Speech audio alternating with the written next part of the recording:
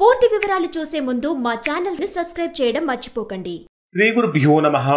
శ్రీ మహాసరస్వత్యై నమః. ఓం నమః శివాయ.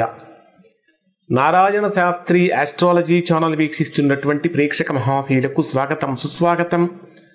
ఈరోజు మనము 2025 సంవత్సరం జూన్ నెల 16వ తేదీ నుంచి 30వ తేదీ వరకు కన్యా రాశిలో జన్మించినటువంటి వారికి ఏ విధంగా ఉందో తెలుసుకుందాం. కన్యా రాశి వారి యొక్క ప్రస్తుత గ్రహస్థితిని మరియు రాశి ఫలితాలను పరిశీలించే ముందు ప్రేక్షక మహాశయులకు చిన్న మనవి ఏమిటంటే, మీకు 15 రోజులకు ఒకసారి రాశి ఫలితాలు అందించడం కోసం, అందుట్లో అవి ఖచ్చితమైనటువంటి యాక్యురేట్ ప్రిడిక్షన్స్తో మీకు అందించడం కోసం మేము చేసేటటువంటి శ్రమ చాలా ఎక్కువగా ఉంటుంది. మీకు ఒక 8 నిమిషాల వీడియో చేయాలి అంటే దానికోసం మేము చాలా రాశి చక్రంతో పాటు గ్రహస్థితులు వాటన్నిటిని క్యాల్కులేషన్స్ వేసుకొని చేయాలి.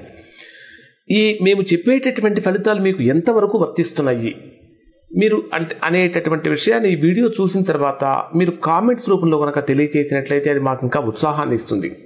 ఖచ్చితంగా ఇవి మీకు ఎంతవరకు వర్తిస్తున్నాయి, ఇప్పుడు చెప్పేటటువంటి అప్డేటెడ్ రాశి ఫలాల్లో ఇంకా మీకు ప్రతిరోజు పరిహారాలతో సహా తెలియజేస్తున్నాను.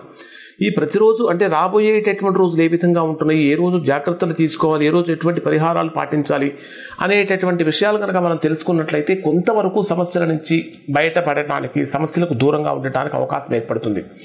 ఇప్పుడు కన్యా రాశి వారికి 16వ తేదీ నుంచి 30వ తేదీ వరకు ఉన్న రాశి ఫలితాలను కనుక మనం పరిశీలిస్తే 16వ తేదీ ఉదయం నుంచి 16వ తేదీ మధ్యాహ్నం 1:06 వరకు ఉండేటటువంటి సమయాన్ని కనుక మనం పరిశీలించినట్లయితే ఈ సమయంలో మీకు ఆరోగ్యపరంగా అత్యంత జాగ్రత్తగా ఉండాలి. అంటే చేసేటటువంటి పనిలో నిరాసక్తత పెరుగుతుంది. కొంచెం మధ్యాహ్నం తర్వాత అంటే మధ్యాహ్నం 1:06 తర్వాత కనుక అయితే మాత్రం భాగస్వామ్య చర్చలు, భాగస్వామ్య ఒప్పందాలు ఇవన్నీ కూడా అనుకూలంగా మారుతూ ఉంటాయి. కుటుంబ పరంగా కనుక తీసుకుంటే అనవసరమైనటువంటి మాటలకు చాలా దూరంగా ఉండాలి. అంటే పొరపాటును కూడా ఒక్క రాంగ్ స్పెల్ కూడా జరగకూడదు. ఇంకా చెప్పాలంటే ఇక్కడ మీకు 16వ తేదీ మధ్యాహ్నం వరకు కొంచెం ప్రతికూలమైనటువంటి కాలం ఉన్నప్పటికీ 16వ తేదీ మధ్యాహ్నం తర్వాత కొంచెం పరిస్థితులు మెరుగుపడుతూ ఉంటాయని చెప్పాలి. ముఖ్యంగా చెప్పాలంటే గురుడు మరియు రవి 2 గ్రహాలు కూడా 10వ స్థానంలో ఉన్నటువంటి కారణం చేత కార్యస్థిరత్వం అనేటటువంటిది కూడా కలుగుతుంది.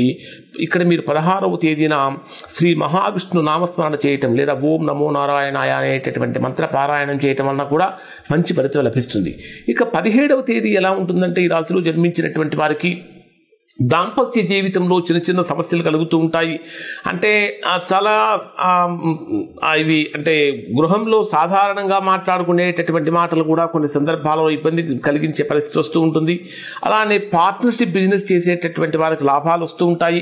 ఇక్కడ మీకు 7వ స్థానంలో శని ప్రభావం కూడా ఉన్నటువంటి కారణం చేత గురువుల యొక్క ఆశీర్వాదం తీసుకోవడం అనేటటువంటి చాలా మంచిది. ఆరోగ్యపరంగా కనుక తీసుకుంటే గ్యాస్ కానీ, ఉపసం కానీ, కొంచెం డైజెషన్ ప్రాబ్లమ్స్ ఇట్లాంటివి ఎక్కువగా ఫేస్ చేసే అవకాశం ఉంటుంది. 17వ తేదీన ఖచ్చితంగా దుర్గాదేవి ఆరాధన చేయటం, దుర్గాదేవి దర్శనం చేసుకోవటం చాలా మంచిది.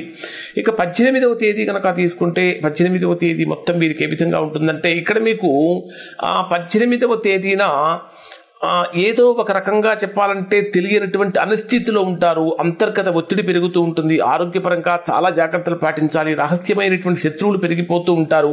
ఇంకా ఇక్కడ కొన్ని రకాలైనటువంటి ప్రతికూలతలు కూడా కలిగే అవకాశం ఉంటుంది. అలానే 19వ తేదీ కనుక తీసుకుంటే ఇది పూర్తిగా ప్రతికూలమైన సమయం అని చెప్పాలి. అంటే కొన్ని ముఖ్యమైనటువంటి పనులలో జాప్యం జరగటం కానీ, మానసికమైనటువంటి స్థితిలో కొంత అసహజం కలిగించడం కానీ, ఇంకా చెప్పాలంటే కొన్ని తండ్రికి సంబంధించినటువంటి విషయాలలో ఇబ్బందులు కలగటం కానీ జరుగుతూ ఉంటుంది. ఇక్కడ స్నేహితుల యొక్క సహాయ సహకారాలు మీకు చక్కగా అందిస్తూ ఉంటాయి.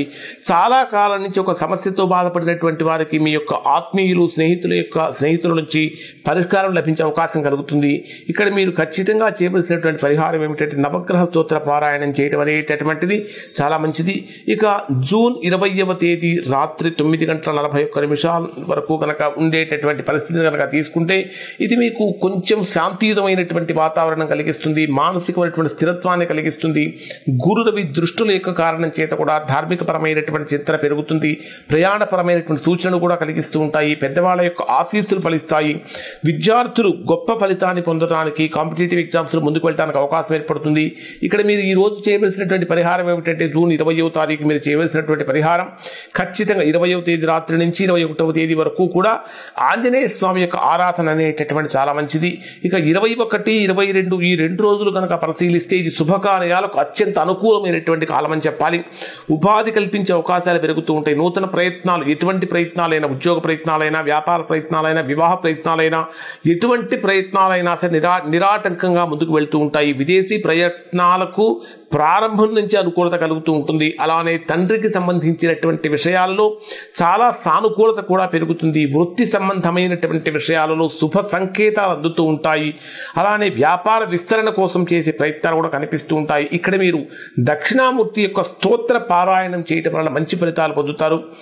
జూన్ 23వ తేదీ 24వ తేదీ ఈ రెండు రోజుల్లో కనుక పరిశీలిస్తే ప్రభుత్వ సంబంధమైనటువంటి పనులు కానీ, అధికారులతో కానీ సంబంధాలు కానీ బ్రహ్మాండంగా మెరుగుపడతాయి. ఉద్యోగ విభాగంలో ప్రమోషన్స్ కానీ లేదా కొత్త కొత్త అవకాశాలు కానీ కనిపిస్తూ ఉంటాయి.